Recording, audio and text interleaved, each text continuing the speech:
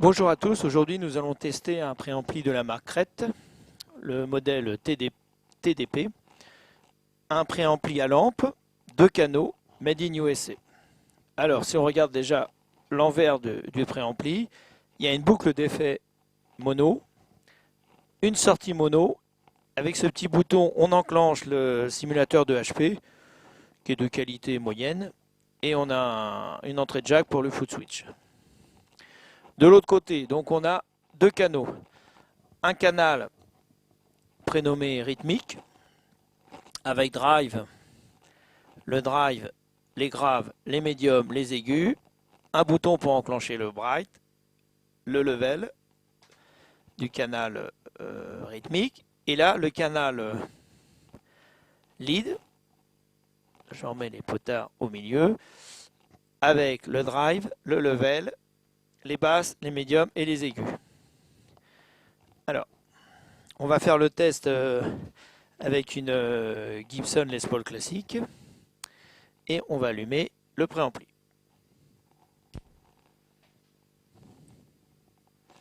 Alors, on a allumé le préampli. Donc là, normalement, on doit être sur un son clair.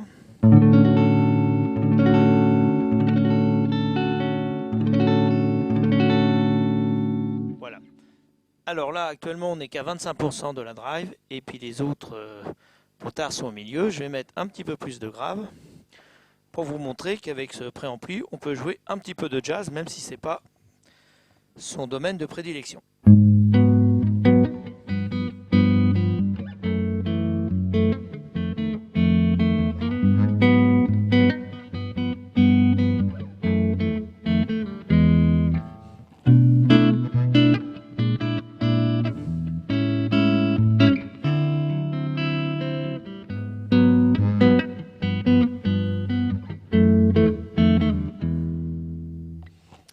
Voilà. Alors, hop, je remets les potards à 0, enfin au milieu, pas à 0. Le drive, je ne le monte pas pour l'instant, pour vous montrer les possibilités en son clair.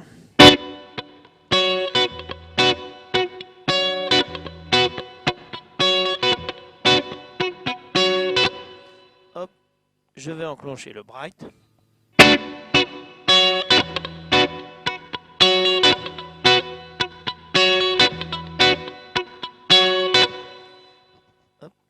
Je le retire. Alors on remarque que pour jouer en son clair, il faut vraiment mettre peu de drive, parce que si je monte le drive par exemple à 50%, vous allez voir. Tout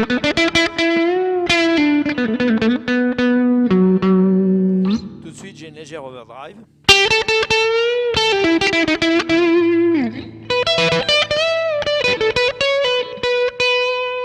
Et si je monte à 75%, vous voyez, là, ça envoie.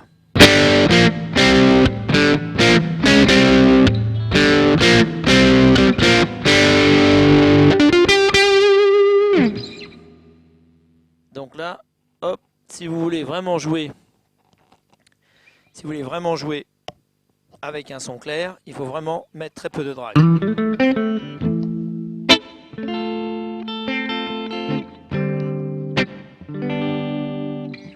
Alors, si on passe sur le canal saturé maintenant, je vais mettre aussi à 25%. C'est pareil, je suppose que ça va envoyer du lourd.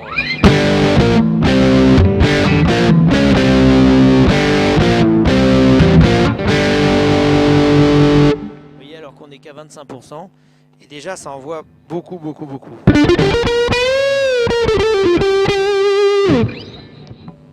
Si je mets à 50, hop, en plus j'ai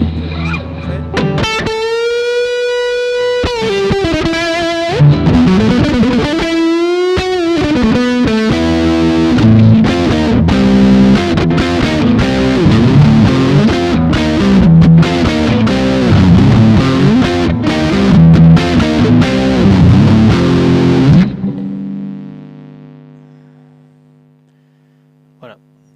Quand je monte, ça me fait une ronflette parce qu'ici j'ai beaucoup d'appareils qui sont allumés. Alors ça permet de vous rendre compte que quand même c'est un ampli qu'on voit très fort. Hein.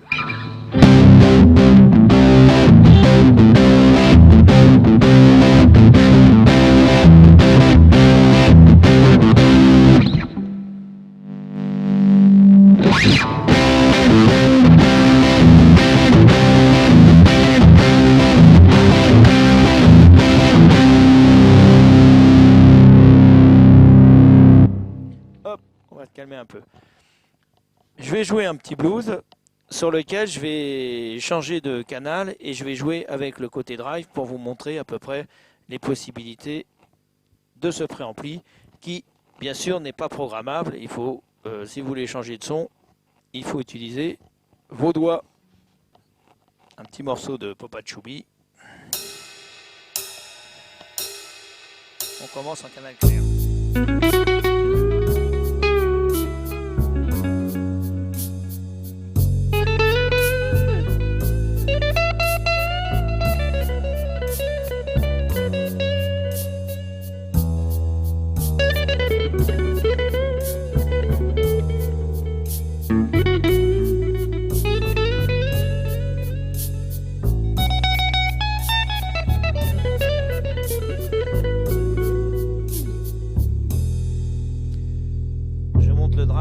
À 50%.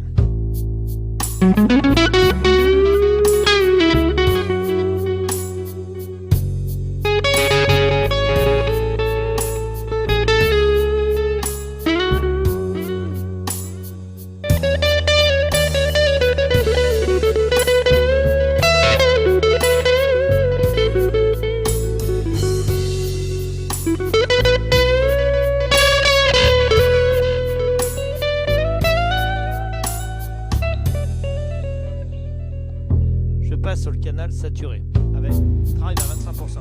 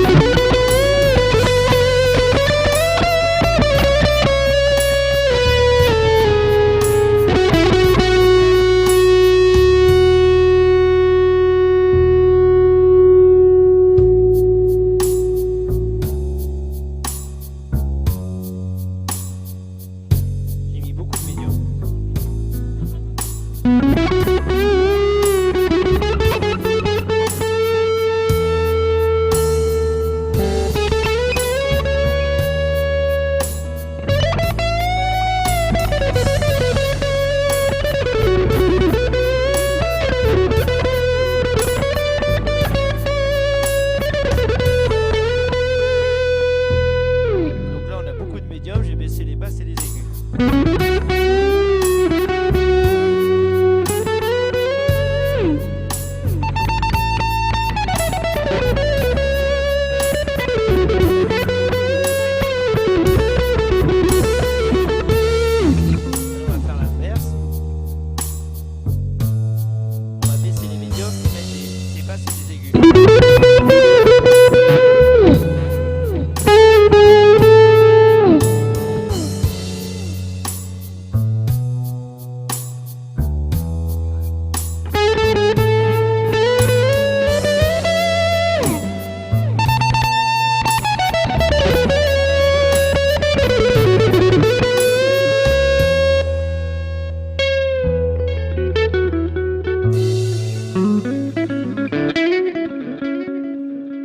Vous avez vu qu'en jouant sur les basses et les médiums et les aigus, on peut vraiment changer le son.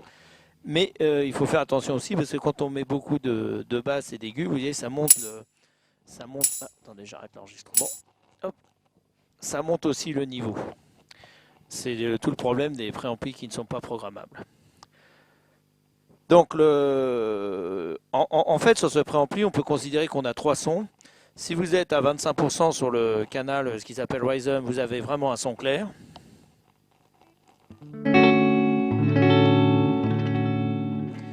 Si vous montez le le drive à 50 voire plus, vous rentrez, vous avez une overdrive.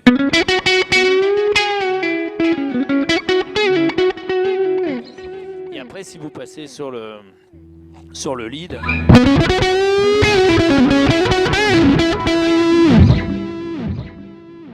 vous avez un lead qui pousse assez fort.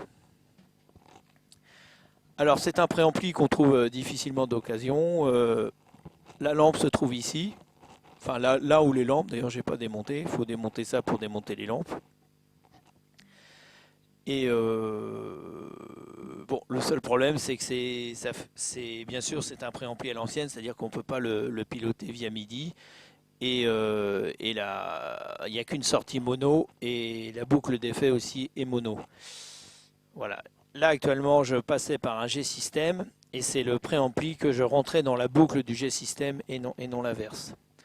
Donc là je l'ai essayé direct sono avec le simulateur de HP. Sans doute qu'il sonnerait mieux parce que le simulateur de HP n'est pas de très grande qualité. Il sonnerait mieux si on le joue directement sur ampli, mais ce n'est pas ma configuration.